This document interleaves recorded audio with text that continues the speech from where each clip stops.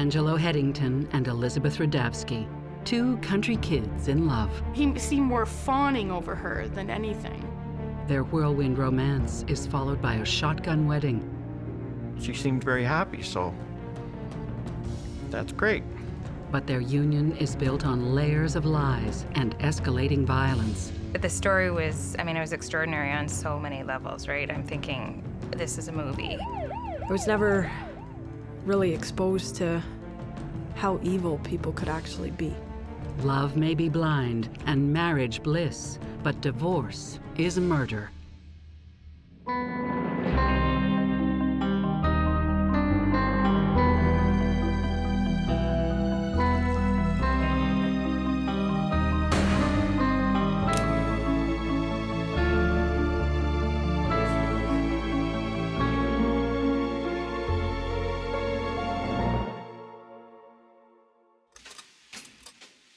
Glencoe, Ontario.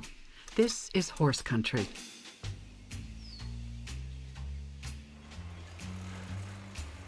Elizabeth Redavski has always lived here and has always loved the country lifestyle. I'm a country bum, grew up on a farm. I loved going out and just taking care of the animals, and I helped doing hay. I had a little 410 shotgun that was given to me by my dad. She liked to raise rabbits and just a little bit of everything. One time she had a pet pig, and she babied that little piggy, and it got big. More than anything else, Elizabeth loves to ride horses. I love the horses. They just seem to understand me. Glencoe is paradise for horse lovers, and as just about everyone will tell you, a tight-knit community. Kelly Dupont is a local horse boarder. Most people are related to each other. I did find that. And a lot of good people, though. In 2002, Elizabeth is 26. She works part-time selling dog licensing tags outside of Glencoe, a small Canadian farming village just north of Lake Erie. You just needed to go from farm to farm throughout the whole township, basically just have people buy dog licenses. The job is a good fit for easygoing Elizabeth. Oh, she trusted everybody. I don't pass judgment on people. Oh, everybody knows everybody for sure. Not too much gets away without everybody knowing what the next door neighbor's doing. Elizabeth lives with her boyfriend, Andy. They've been together 6 years. But unlike Elizabeth, Andy's not into horses. I would always ride by myself. I know it was very dangerous to ride by myself, but if you have nobody to go with you, you just go do it.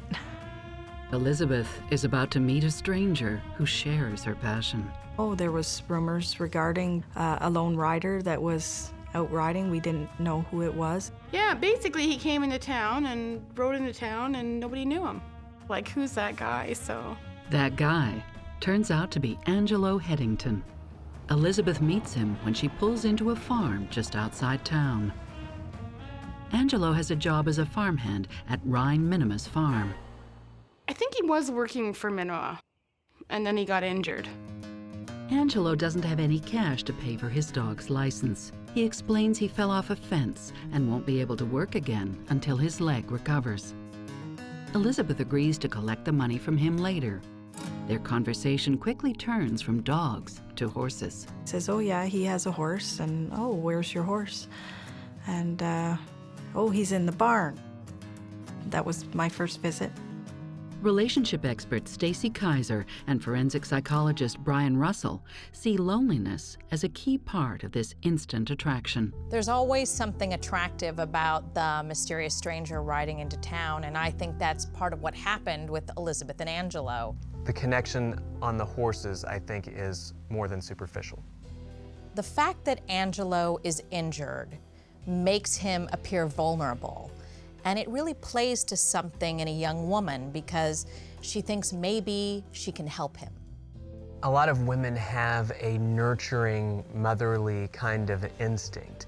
And when somebody seems needy, injured, whether it's emotionally and or physically, it can sort of trigger that. I think the horse was probably the biggest thing, that she found someone, a man that likes horses and had a horse. Elizabeth's connection with Angelo grows stronger when she meets his horse, Excel. In meeting Excel for the first time, he was a very gentle horse. He had a very soft eye. In being an animal lover, you can always judge an owner by the way the animal acts. I took from that he showed that he cared so much about his animals that he would care about people just as much. Angelo tells Elizabeth how, as a teenager, he gave volunteer riding lessons to people with disabilities. She's thoroughly charmed. Talked a bit about my horse. He was a flea-bitten Appaloosa. They swap stories about learning to ride and the times they've been bucked. Every time I talked about my horse and I had a story about something that had happened to my horse, he would always give me a story, something relating. We had a lot of common issues, common adventures. Soon, they're calling each other Ange and Liz, and the conversation turns personal. He had said that he was married before, and he was just trying to move on, and I had told him that I had a boyfriend at the time, and Andy wasn't a horse lover. Elizabeth confesses to Angelo her relationship with Andy has reached a dead end.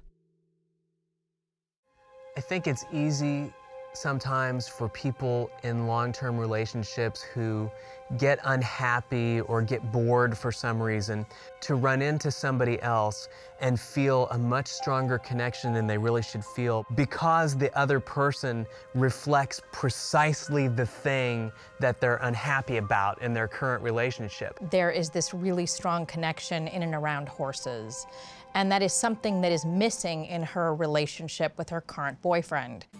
Over the next 3 months, Elizabeth and Angelo spend more and more time together. I showed him a couple of my spots just to go down and sit and look at the water, and well, that's the types of things I like to do. They went riding and did things, and she seemed very happy, so that's great. Angelo joins Elizabeth when she's out dog tagging. I had asked Andy many times to just come out with me, just dog tagging, and he would never do that for me. So it was really nice that Ange wanted to spend the time with me, and to me that meant a lot. The closer Elizabeth grows to Angelo, the further she drifts from Andy. I just needed a way to get out. In April, Elizabeth moves out of Andy's and into Angelo's. He had this great big house, and it was just him there that I was more than welcome to move in, and I was hoping this would be a good fresh start. Elizabeth even moves her horse, Owen, into the stable next to Angelo's horse. I jumped in. He seemed really nice and sweet. You know, he seemed more fawning over her than anything. Tom Redavski is accepting. She really didn't say anything to me. Just one day she's living with her other boyfriend, and then she's moved out and moved in with Angelo. I liked her other boyfriend, but it's not what I like. It's, if she's happy, that's the way it is. It's really concerning to me how quickly Elizabeth has fallen for Angelo, left her boyfriend, and subsequently moved in with Angelo. It's almost as if she has put him up on a pedestal that he will inevitably fall from. When one person sort of mirrors the other and has a reflective response for the things that the first person says, it can indicate the presence of a connection. When the relationship is healthy, That's what it does indicate. It can also indicate manipulation if some of the reflected responses aren't genuine. Oftentimes, a great way to lure a person in is to pretend that you have the same interests. When Elizabeth returns to her seasonal job as a cashier at a slaughterhouse, her boss, Alma, finds her happier than ever. And it doesn't take long before she meets Elizabeth's new beau. One day he would come in and say, well, I bought her earrings, and Elizabeth would be wearing her earrings. And the next day would come in, you know, like, I bought her a ring, and Elizabeth would have a ring on her finger. But not everyone is as keen on Angelo. Nelson Billier buys and sells horses and has had dealings with Angelo on his travels. Well, he'd stand there with his hands in his pocket like this and stand just like he was a macho guy. Very deep voice, full of BS. Nelson doesn't think much of the new couple either. She maybe had to be an idiot to be living with somebody like this. I don't spare the words, and that was just what went through my mind, thinking, what in hell is going on here? But for the most part, friends and family wish them all the best. I tease her about because she's a cute girl and she could do better. But then again, love is blind. But happiness is not in the cards for Angelo and Elizabeth. When they were first together, he was so nice to her. And then all of a sudden it was just like so nasty.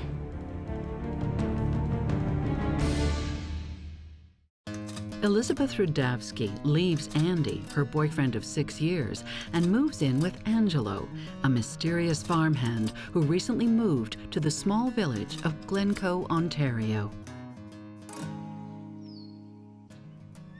By April 2002, Angelo and Elizabeth are spending almost all their time together. But cracks in their relationship are starting to show. Angelo is more and more possessive. If she was anywhere near me, he would be within 5-10 feet, always within listening distance. Angelo accompanies Elizabeth to work every day and stays for her entire shift. The only thing I knew, all of a sudden, he was in the picture. He would wait till lunch in my coffee room and sit there and never leave. At first, Alma chalks it up to the folly of youth. One time they came with the same kind of shirt. So I thought, well, that is kind of cute. They might really like each other, you know? But then she notices Elizabeth is losing weight. And when she compliments her about it, Angelo is the one who replies, saying he wants his girlfriend nice and thin. Reporter Jennifer O'Brien says that in spite of his baby face, Angelo's known as a tough guy. He was real gruff, kind of spoke from the stomach, would, do things like kind of, macho things, like spit while he was speaking to someone, and talk kind of crude, and he had his hands in his pockets all the time, and he was playing with himself. Angelo's behavior seems to be a little bit dichotomous because on the one side, Angelo seems to be really trying to project a lot of what we might call kind of rough masculinity. On the other side, Angelo seems to be trying to project a lot of sensitivity.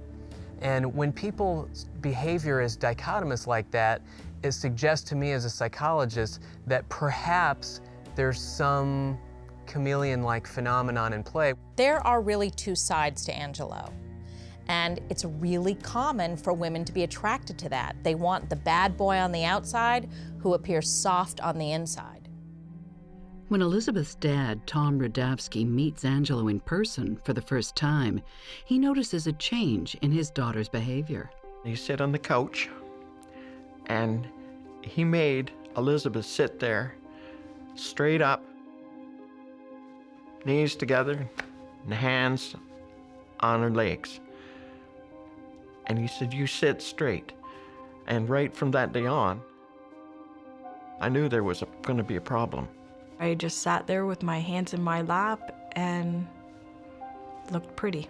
He had come up with different ways to control me.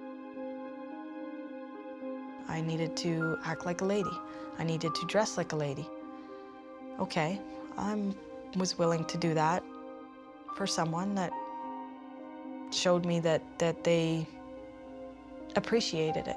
The girl who used to be more of a tomboy is now dressing in floral dresses.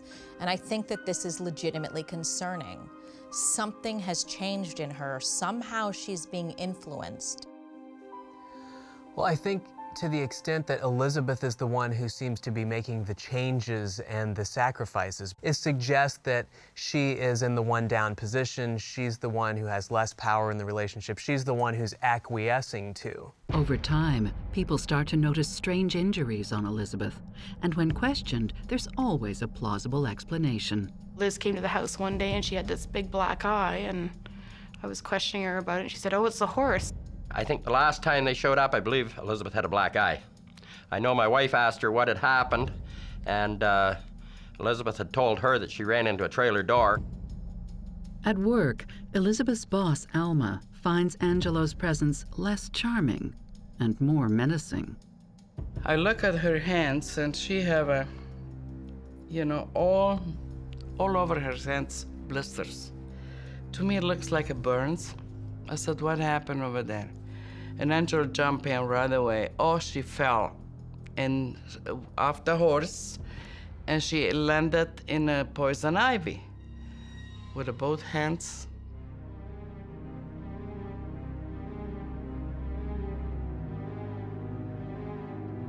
After a few months, Angelo's presence in the lunchroom has become such a nuisance that Alma's son asks him to leave. He said, "Angelo, I have you enough. Go out. Go come back at 5 o'clock and pick her up." Angelo doesn't leave. He simply plants himself in front of the shop. But he never listened. Then he was sitting on a parking lot. When asked to leave the premises, he crosses the highway and watches Elizabeth work from across the road. Facing, that he can see everything through the window what is happening, and sit there until Elizabeth was done. The fact that Angelo is continuously showing up and spending long periods of time at Elizabeth's work does not necessarily portend some kind of disaster, but I do think it portends dysfunction in the relationship because it either reflects an unhealthy degree of dependency on Angelo's part, or it portends an effort to isolate Elizabeth even in her own workplace.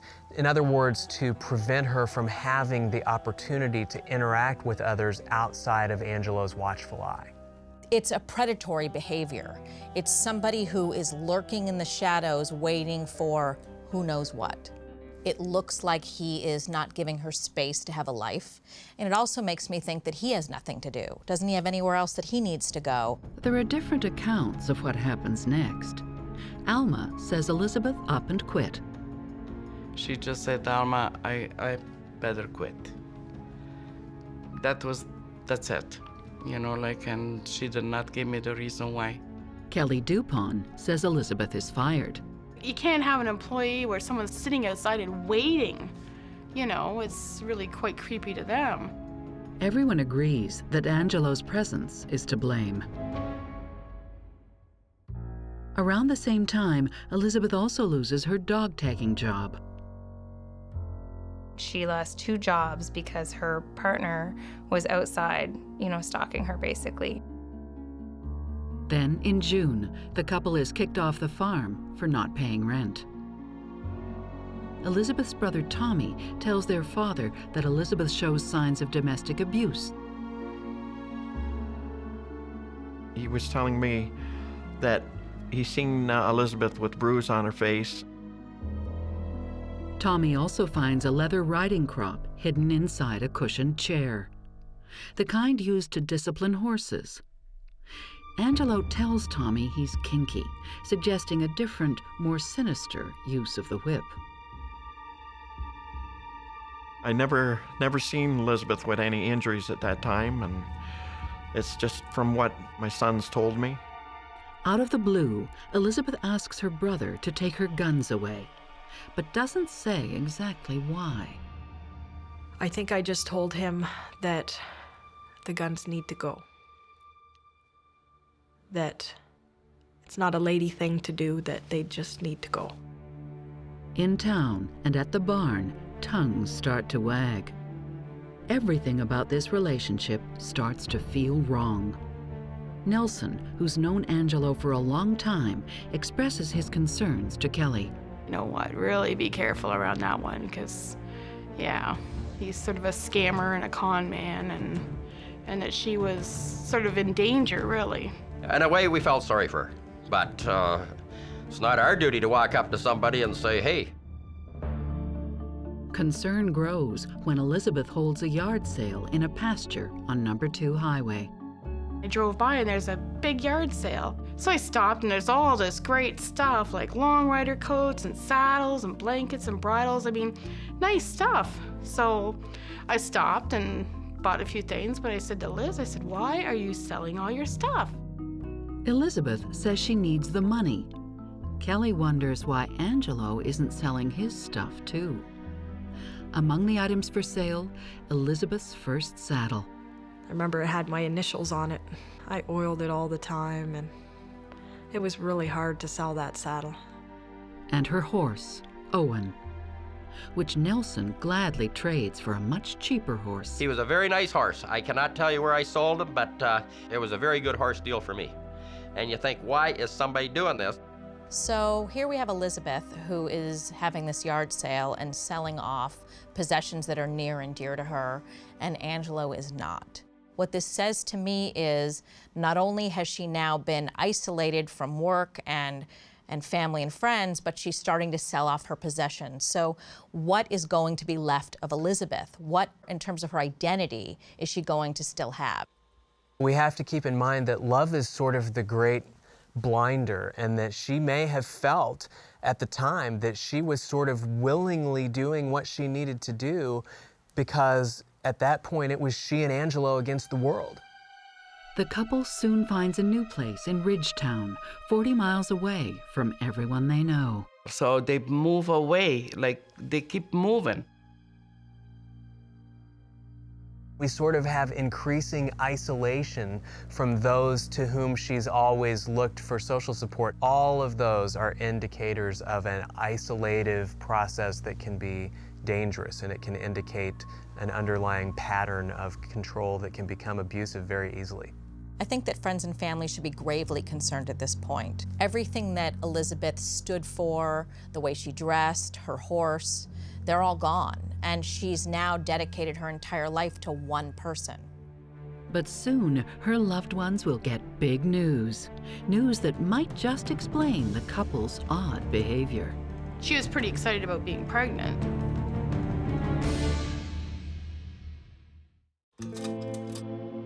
After losing 2 jobs, the roof over their heads, and having to move, it looks like Elizabeth and Angelo's relationship is on the rocks. Then, seemingly out of nowhere, the couple, who have only known each other for 4 months, hosts a garden party at Elizabeth's mother's house in order to make an important announcement. It was a beautiful day out. It was a good day. I was shocked. I was shocked to learn that they had gotten married. But there's even bigger news. Elizabeth announces she's pregnant, and Angelo is the proud father-to-be. You just congratulate her, and like that's all you can do. I hug her and I said, oh my gosh, you know, you won't be sorry. So I was happy for her. They were very happy for me. They, of course, wanted to know when I was due and if I had picked out any names, and they were all excited for me, and they talked about, well, that was so out of my character, considering I never wanted to have kids. But one thing outshines Elizabeth's smile at the party. I just laughed and thought, what a joke that is. It bothered me trying to explain to everyone how I could be pregnant and how I was so happy when I had a big black eye. I knew how to pull the wool over people's eyes. It was one thing that Ange taught me how to do. She'd say, oh, I fell down, or the horse kicked her, or the horse bit her, or the horse knocked her with her head. After the party, people see less of Elizabeth and Angelo. When they do, it's more bruises and more stories. We had a big 2-horse trailer, and Angelo wanted to borrow it. He sent her to go and clean the bees out of the horse trailer. And she was like trying to swatting at all these bees, but being that she was pregnant, I mean, it would have been insane for her to go clean it out. So I think it was my husband that finally said to him, get your butt back there and clean that trailer out. What are you doing? The stories that you heard, you figured that there's something up. Tom tries to give his daughter a way out. One night she called me up and I could tell, like in her voice, that there was something wrong. And I asked her. I said, is he hitting you? And she wouldn't say. So I said to her, you tell me. Because I'm only a short distance away, but nothing ever come out. Elizabeth doesn't take her father up on his offer to help. And things only get worse. In August, Elizabeth is admitted to the hospital with life-threatening injuries. I didn't think I was going to make it. I just chalked it up as I'm dead. She is treated for bruising, swelling, a collapsed lung, and vaginal lacerations. I was basically bleeding to death. Elizabeth is given 7 units of blood. There are 12 in the average adult body. She tells doctors she was in a horseback riding accident. Because of where my injury was, I told them that the horse had bucked and I had come down and landed on the saddle horn. And thus be why I had such a very large cut down there. It seems completely inconceivable to me that the injuries that Elizabeth had at this point were adequately, reasonably, believably explained away by having fallen on a saddle horn. Clearly, the abuse is getting more intense. That said, even the best counselor or hospital professional, they can lead that horse to water, but they can't make her drink.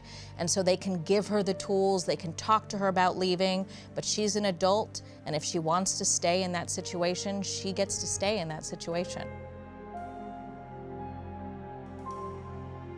Ange would not leave my side when I was at the hospital. He wouldn't let the doctors or the nurses talk to me by myself. I kept telling the doctors that I wanted to go home. But back home, Elizabeth drops more bad news on her family. That she had a miscarriage and she had lost the baby. In September, less than 7 months into their relationship, Elizabeth and Angelo move again. This time to a house in Chatham, more than an hour's drive away. He definitely had her move down to Chatham to keep her away from family and friends, I think. When they moved to Chatham, I could not reach her anymore. I never really seen her much after that. Alma's nervous that Elizabeth isn't taking her calls. She phones Elizabeth's mother, Sandy Redavski. Well, her mother didn't say very much. She said, oh, I hardly see her. That was her answer. You know, like, they don't come around that often anymore. Like, I hope she's all right. Each step that we moved further and further away. I was slowly getting cut off from my family. In the process of moving further and further from home, it made it more and more difficult to see them, to be able just to take off and go for a visit. I don't think anybody knew how bad it really was. I think what we're seeing here is a classic pattern of progressive isolation. Escalating, isolating, very typical in situations like this. Elizabeth is saying that everything is fine, everything's great in their relationship, that she's afraid if she tells people what's really happening, that Angelo might hurt her more. There's a giant elephant in the room, and nobody is wanting to acknowledge that it's there. Then, on September 21st, Chatham police get an urgent call. There's been a stabbing at the couple's new address. Only this time, Angelo's in trouble. He was laying on the front step when the police arrived. Elizabeth tells police a burglar broke in. Angelo went to the door and was attacked.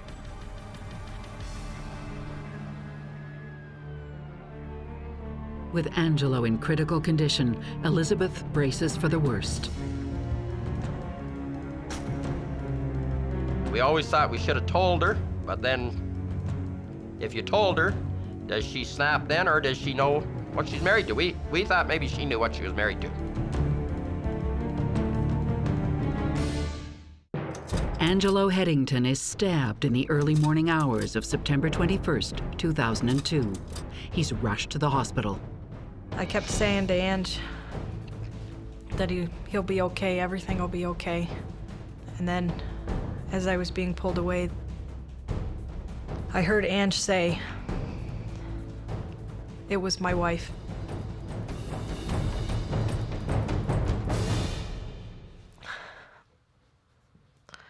I had Ange's blood all over me.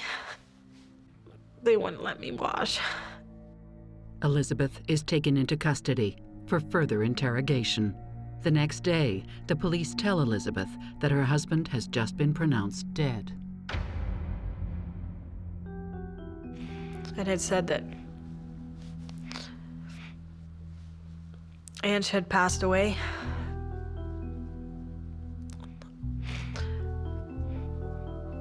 And that I was officially charged with first-degree murder. What the detective says next is even more shocking. He tells her the name of her deceased husband is not Angelo. The detective referred to Angelo as Angela. And I kept saying, no, his name is Angelo. And he asked me if I understood exactly what was going on. Ange was a girl. The paramedics made an observation which led them to believe that the person who they believed was a male person was in fact a female person. On their way to the hospital, the paramedics discovered a prosthetic penis under Angelo's clothes. The police came to the door and said, "We have to talk to you. It's about your daughter." And there's something else, like, he is not a he, he's a she. The story is everywhere, and Angelo's secret is the talk of the town. How do you keep something like that quiet? My sons showed me the newspaper. I said, no, it cannot be. People were quite shocked to find out that Angelo was a woman. Not everyone is surprised, though. Horse dealer Nelson Billier says years before, he first knew Angelo as Angela. A bunch of us were sitting around drinking beer, and she wandered up. And you can imagine guys about half drunk, and this thing walks up and lets on to us it's a guy. She was dressed like a guy, she acted like a guy, but she had earrings on. And I said to her, "Why would you wear earrings like that to the Western Fair?" And she says, "I am a girl." Nelson had tried to tell people about Angelo, but nobody believed him. And I told Kelly, I said, you realize those are two girls. I'm thinking, well, she's pregnant. There's no way. That's obviously a man. Police struggle to understand how Elizabeth could have had an intimate relationship without knowing Angelo's biological sex. Elizabeth tells them what Angelo told her. an ex-girlfriend got mad at him and burnt his genitals. And that's why he wasn't as a normal male. I never seen nothing. Things were dark.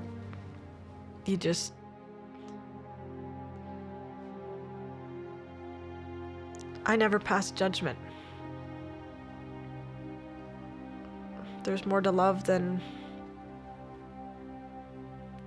just sex. I thought I was in love.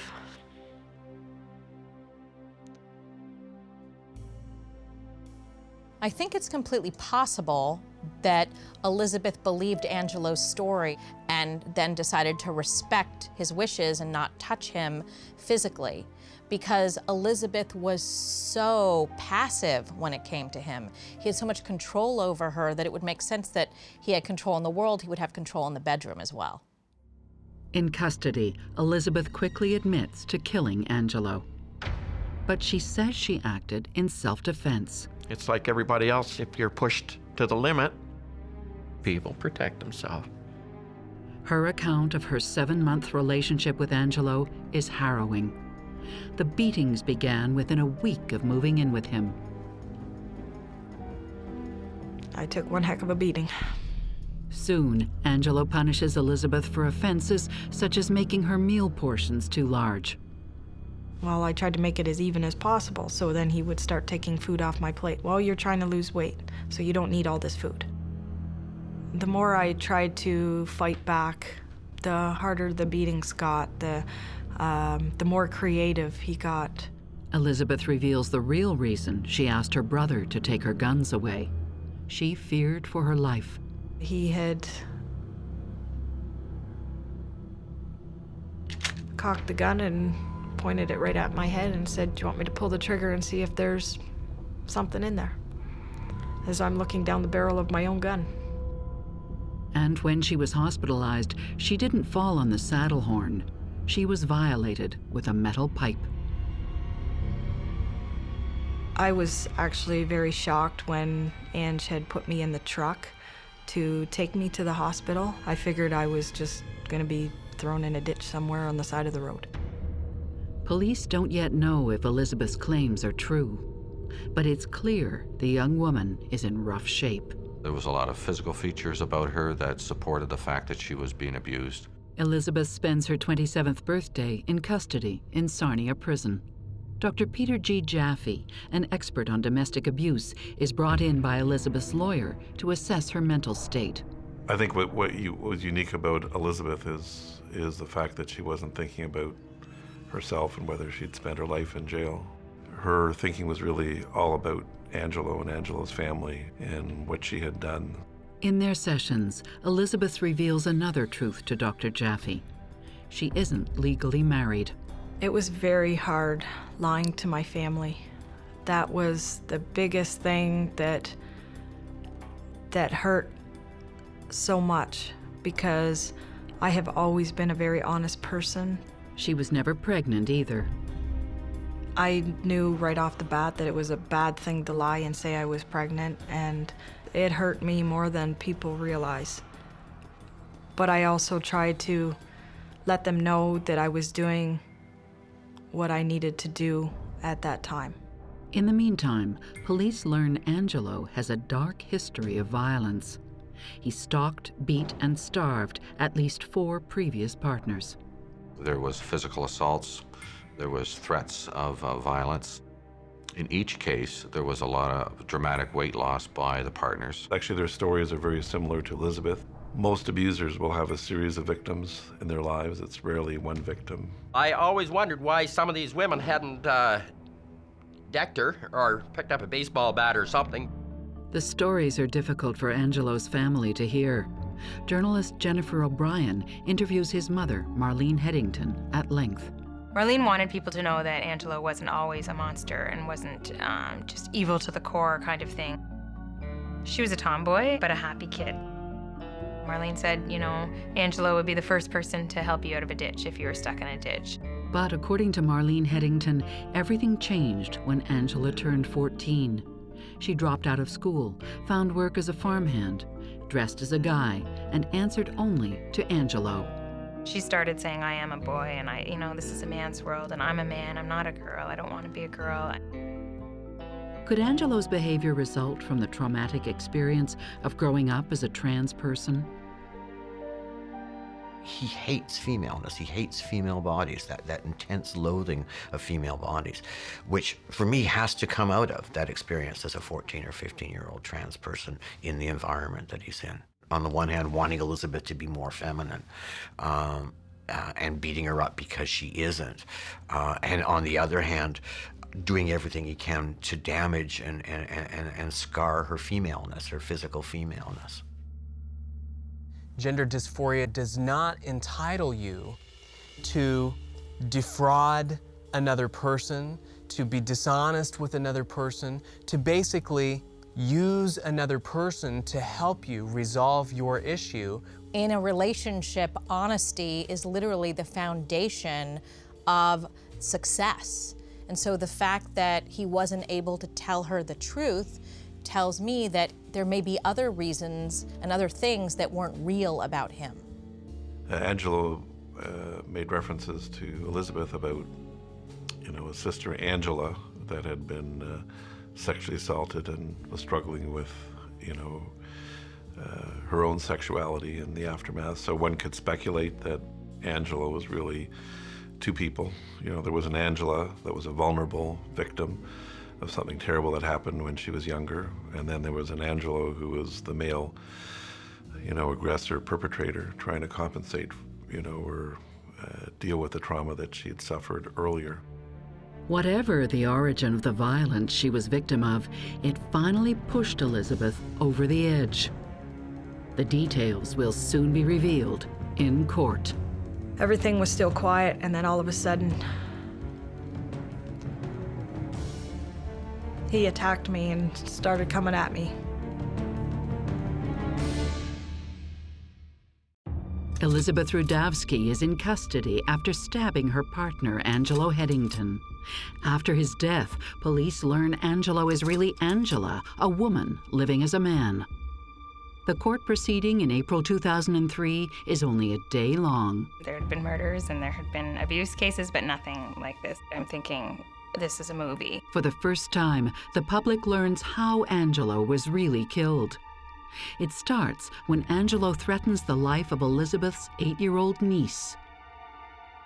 We had a bit of an episode where he just argued with me, and we just argued back and forth. I was finally standing up for myself and telling him that I've had enough. I can't take this no more. I'm done. I just want out. He said that he would have my niece's head brought to me on a platter in the morning.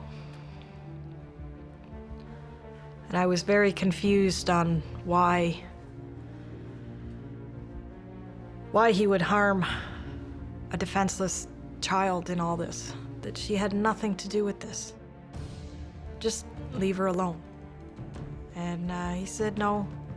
He says to me, well, I think I'm gonna kill you and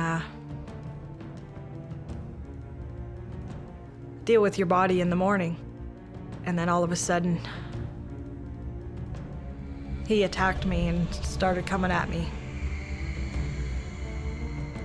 Started grabbing me by the throat. I fought back. She manages, for the first time, to escape. But Angelo catches up before Elizabeth can break free.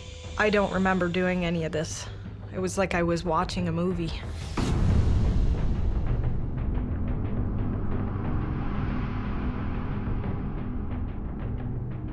I just remember him saying, "You stabbed me."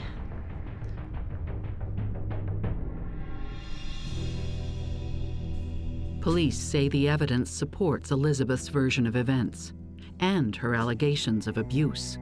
We seized a vacuum cleaner pipe. There was DNA that we were able to extract from that pipe that supported allegations that Elizabeth had made. I told the truth. It felt so good to finally get it out. The court also hears a summary of Dr. Jaffe's report on her psychological state and why she couldn't leave Angelo. Most people think, well, I could never be in that situation, give me, show me a crack in the door, I'm out of there so fast. But that's not the reality. Part of abuse is taking somebody down a very dark highway. So if an abuser gets a victim to tell one lie, then you're part of the scam. Then you feel even more trapped. Elizabeth says her mental state also kept her from asking questions about Angelo's sexuality. I'm not naive. I guess deep down I did know Angelo wasn't Angela. When you're put in certain circumstances and you're told and forced to believe certain things, your mind goes into a defense mode. You just learn to overlook people's flaws. You just learn to take things in stride, go with the flow, don't ask questions.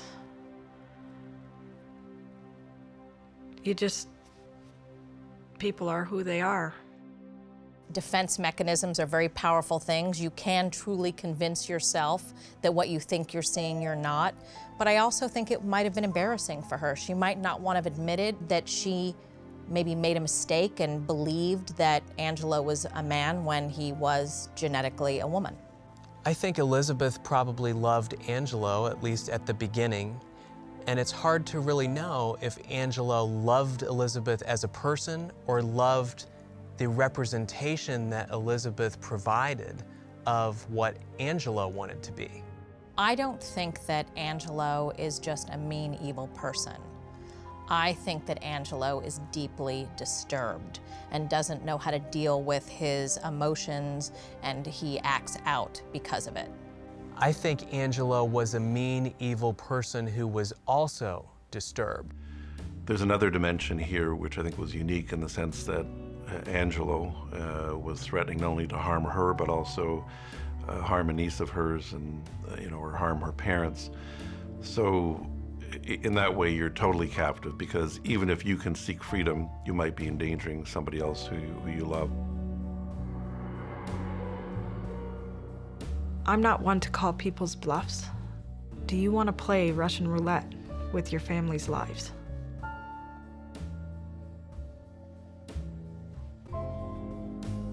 I didn't want to. I don't think it was wrong that Elizabeth stabbed him. At the time of the stabbing, Elizabeth feared for her life. I think Elizabeth is very lucky to be alive today. Who knows what Angelo might have done had she not killed him. The judge, Crown prosecutors, and police investigators agree Elizabeth Redavski acted in self-defense when she killed Angelo Headington. The only difference between women who kill and women who don't is the severity of the abuse that somebody's facing. The more severe the abuse, the more sexual abuse, the more threats to somebody's life, the more likely somebody is to kill ultimately in self-defense. The murder charge against Elizabeth is dropped. Angelo's parents are said to support this decision. Angela had lost her life as a result of being stabbed, and she has family, and they were deeply affected by that. But we could not ignore the fact that this was a very abusive relationship. Marlene was quite emotional about it and very remorseful. She was remorseful, I think, over being unable to help her daughter. And also she was remorseful and regretful over not helping Elizabeth. She had said to me, she killed my daughter, but what other choice did she have? 10 years after these events, Elizabeth lives a normal life and has advice for other victims of domestic abuse. As much as you think you're alone, you're not. It takes you to step up and say something if you're in danger. I'm really glad that Elizabeth decided to tell her story, because I believe that she has been through a traumatic experience. And so it's my belief that her sharing what she went through is actually part of the process of getting better and not going through something like that again. Obviously, one of the messages from what Elizabeth went through, it's a message to friends, family, neighbors, even co-workers, that victims need people to keep asking questions, to be supportive. You know, I'm really feel bad about it that I did not see it coming with Elizabeth, what was going through. I think I just felt so guilty about not being able to help her. In 2007, Elizabeth gets married. Sadly, her husband Mike dies of a heart attack shortly after the birth of their son, Luke. Luke is part of Mike. That's what she's living for. She just lived for that little kid, you know? I don't know how she can be so strong. I always question, why did I make it through this? I believe it was for Mike and Luke. Don't get these tears wrong, I'm happy.